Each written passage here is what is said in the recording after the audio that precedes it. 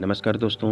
इस वीडियो में आज मैं देहरादून के टॉप 10 टूरिस्ट प्लेसेस के बारे में बात करने वाला हूं, जिनमें पहले नंबर पे आता है रॉबर्स केव, जो कि सिटी सेंटर से लगभग 7 किलोमीटर की दूरी पर स्थित है। यह एक 600 मीटर लंबी लाइमस्टोन केव है, जिसके अंदर ठंडे और स्वच्छ जल का झरना प्रवाहित होता रहता है।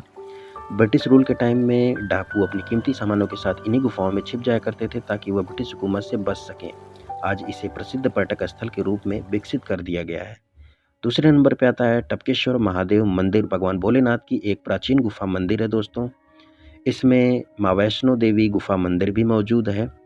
यह दोस्तों बिल्कुल प्रकृति की गोद में मंदिर है। यहाँ पे चट्टानी लाइमस्टोन गुफा है, जिसके अंदर पूरा मंदिर स्थित है दोस्तों। यहाँ पर एक नदी भी प्रवाहित होती है मंदिर के बीचों बीच से, और पूरा मंदिर गुफा के अंदर मौजूद है। गुफा के सीलिंग से लगातार जल की बूंदें टपकती रहती हैं दोस्तों। यहाँ पर अगर आप आते हैं तो प्राकृतिक, धार्मिक, आध्यात्मिक तीनों तरह के आनंद प्राप्त करेंगे। दोस्तों, कहते हैं गुरु द्रोणाचार्य जी ने इसी गुफा में बैठकर कठिन तपस्या कर भगवान भोलेनाथ को प्रसन्न किया। परिणाम स्वरूप भगवान भोलेनाथ यहाँ पर प्रकट हुए हैं, जिनके मैं आपको दर्शन करा रहा हूँ। भगवान भोलेनाथ के मुख्य शिवलिंग पर गुफा के सीलिंग से लगातार जल की बूंदें टपकती रहती हैं। यही दिव्यता है इस स्थान की। बेहद प्राचीन मंदिर है। जी हाँ दोस्तों, अगर आप देहरादून में आते हैं तो इस मंदिर में आना ना भूलें। तीसरे नंबर पे आता है दोस्तों देहरादून का हिडन पैराडाइज, जो कि देहरादून के रॉबर्स केव से मात्र 3 से 4 किलोमीटर की दूरी पर स्थित है। बिल्कुल दोस्तों, रॉबर्स केव जैसा यह टूरिस्ट प्लेस है, बिल्कुल सीक्रेट है, हिडन है। यहाँ पर भी एक लाइमस्टोन केव है, जिसके अंदर जिसके अंदर दोस्तों झरने का ठंडा और स्वच्छ जल प्रवाहित होता रहता है, और बेहद खूबसूरत स्थान है दोस्तों, प्रकृति की गोद में।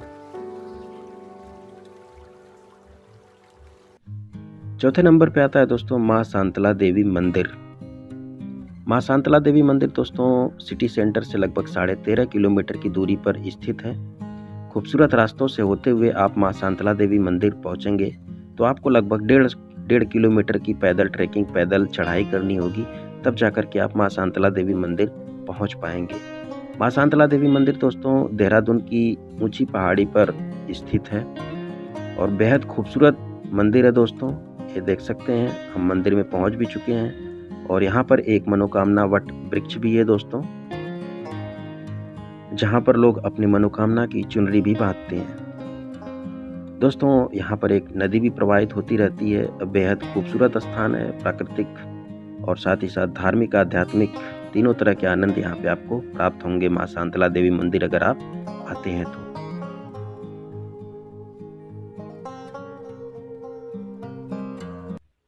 इसके बाद 5वें नंबर पे आता है दोस्तों देहरादून का सबसे प्रसिद्ध झरना, जिसका नाम है शिखर वाटरफॉल।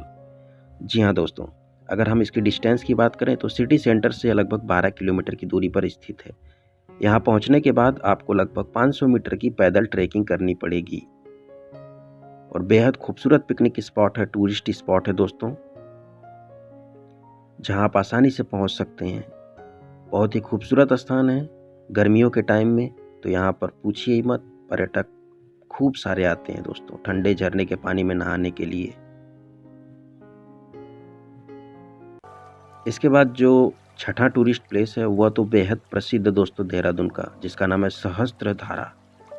यहाँ पर ढेर सारी गुफाएं मौजूद हैं, जिनके अंदर दोस्तों झरना गिरता रहता है, और इसमें झरने का पानी भरा भी रहता है। इन गुफाओं में बैठ करके आप ध्यान लगा सकते हैं, घंटों नहा सकते हैं दोस्तों ठंडे झरने के पानी में। और साथ ही साथ सहस्त्रधारा के बारे में कहा जाता है कि यहाँ पर सैकड़ों धाराओं का संगम होता है, और यहाँ पे एक गुफा मंदिर भी मौजूद है, भोलेनाथ का प्राचीन द्रोण गुफा मंदिर, जिसके बड़े ही दिव्य दर्शन में कराया। और यहाँ पे रोपवे के थ्रू आप पहाड़ी पर एक बने हुए खूबसूरत से गार्डन पर भी आ सकते हैं। यहाँ से आप खूबसूरत पहाड़ियों के दृश्य देख सकते हैं दोस्तों। बेहद अद्भुत स्थान है, प्राकृतिक सौंदर्य के साथ साथ धार्मिक और आध्यात्मिक आनंद भी मौजूद है यहाँ पर। 7वें नंबर पे आता है दोस्तों देहरादून का माल देवता। जी हाँ दोस्तों, माल देवता एक प्रसिद्ध पिकनिक स्पॉट, टूरिस्ट स्पॉट है, जो कि देहरादून सिटी सेंटर से लगभग 7 किलोमीटर की दूरी पर स्थित है दोस्तों। माल देवता के टूरिस्ट स्पॉट, पिकनिक स्पॉट की अगर हम बात करें तो यहाँ पर है सोंग रिवर, और सोंग रिवर के किनारे पर ही ढेर सारे टूरिस्ट स्पॉट, पिकनिक स्पॉट बनाए गए हैं। बिल्कुल नेचुरल ब्यूटी से भरा हुआ यह स्थान है दोस्तों। तो जब भी आप यहाँ पर आएँ तो कुछ समय ज़रूर व्यतीत करें दोस्तों। यहाँ पे जगह जगह सोंग रिवर में छोटे छोटे तालाब टाइप बनाए गए, जिनमें ठंडे नदी का पानी इकट्ठा होता है और टूरिस्ट यहाँ पर आते हैं तो इन झरनों के पानी में, इस नदी के पानी में बैठ करके नहाते हैं दोस्तों। गर्मियों के टाइम में ये सारे टूरिस्ट स्पॉट, पिकनिक स्पॉट पर्यटकों से, यात्रियों से भरे पड़े होते हैं दोस्तों। यहाँ पे लोग पिकनिक मनाने के लिए आते हैं। मालदेवता पुल के दूसरे साइड से जब हम दोस्तों आगे बढ़ेंगे तो हमें एक खूबसूरत सा वाटरफॉल देखने को मिलेगा, जिसका नाम है दिगू वाटरफॉल। वैसे तो यह स्थान दोस्तों पिछले साल आए प्राकृतिक आपदा में पूरी तरह से तहस नहस हो गया। क्लाउड बर्स्ट, बादल फटने की घटना इसी स्थान पर सेम हुई थी दोस्तों, और एक बहुत बड़े स्तर पर जान माल का नुकसान हुआ है। ये आप देख सकते हैं, ये पूरा जो दृश्य आप देख रहे हैं, यह दोस्तों बादल फटने की घटना की वजह से हुआ है। ये पूरा टूट चुका है, आप देख सकते हैं। सामने वाटरफॉल है जिसका नाम है दिगू वाटरफॉल। एक बेहद प्रसिद्ध लोकेशन है दोस्तों, टूरिस्ट स्पॉट है, बट क्लाउड बर्स्ट की वजह से पूरी तरह से तहस नहस हो चुका है। सामने है दोस्तों दिगू वाटरफॉल, जो कि मालदेवता ब्रिज से मात्र 3 किलोमीटर की दूरी पर है दोस्तों। 8वें नंबर पे आता है दोस्तों टापू सेरा वाटरफॉल, जो कि दोस्तों दिगू वाटरफॉल से मात्र 5 किलोमीटर की दूरी पर स्थित है दोस्तों। तो जिस लाल वाले पुल को क्रॉस करके हम दिगू वाटरफॉल पहुंचते हैं, उस लाल वाले ब्रिज पर हमें वापस आना होगा और दूसरे वाले रूट को फॉलो करते हुए हमें 5 किलोमीटर ट्रेवल करना होगा। तब जाकर के दोस्तों हम टापू सेरा वाटरफॉल पहुंच पाएंगे। रास्ता बेहद सुनसान, घने जंगलों से, ऊंची ऊंची पहाड़ियों के बीच से होता हुआ गुजरता है दोस्तों। लेकिन इस दौरान कुछ खूबसूरत दृश्य आपको बीच रास्ते में ही रुकने पर मजबूर कर देंगे।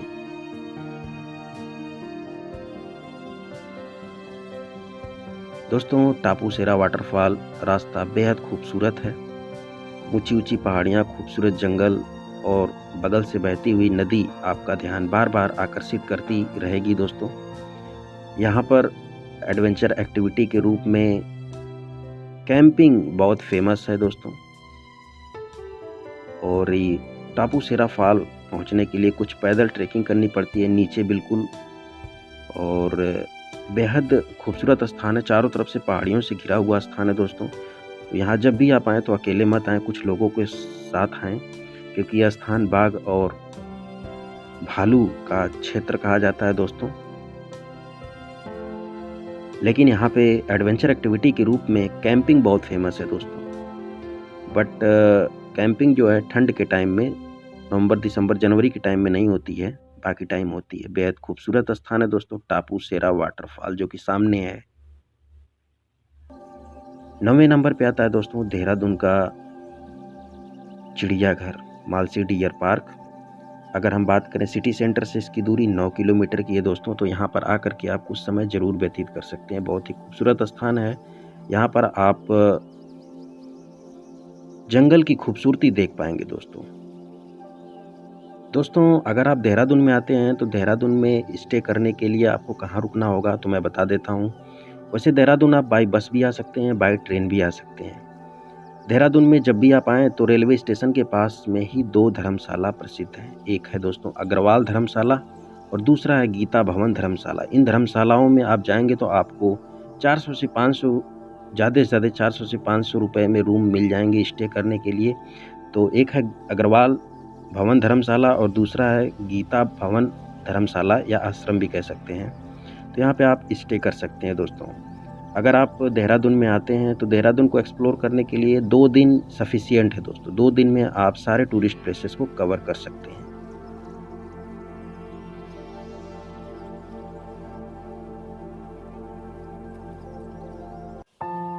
इसके बाद 10वें नंबर पे आता है दोस्तों Lachhiwala nature park.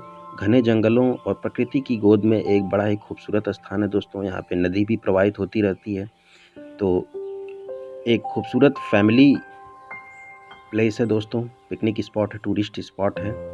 Lachhiwala nature park, यहाँ पे नदी के पानी को ही जो है डाइवर्ट करके छोटे छोटे तालाब बनाए गए, एक झरना भी बनाया गया है जहाँ पर टूरिस्ट और पर्यटक आते हैं तो घंटों यहाँ पे बोटिंग स्विमिंग का आनंद लेते हैं दोस्तों। एक सुंदर स्थान है जो कि बिल्कुल घने जंगलों में स्थित है दोस्तों। तो अगर वीडियो पसंद आई हो तो लाइक करिएगा, चैनल को सब्सक्राइब करिएगा। जय हिंद, जय भारत।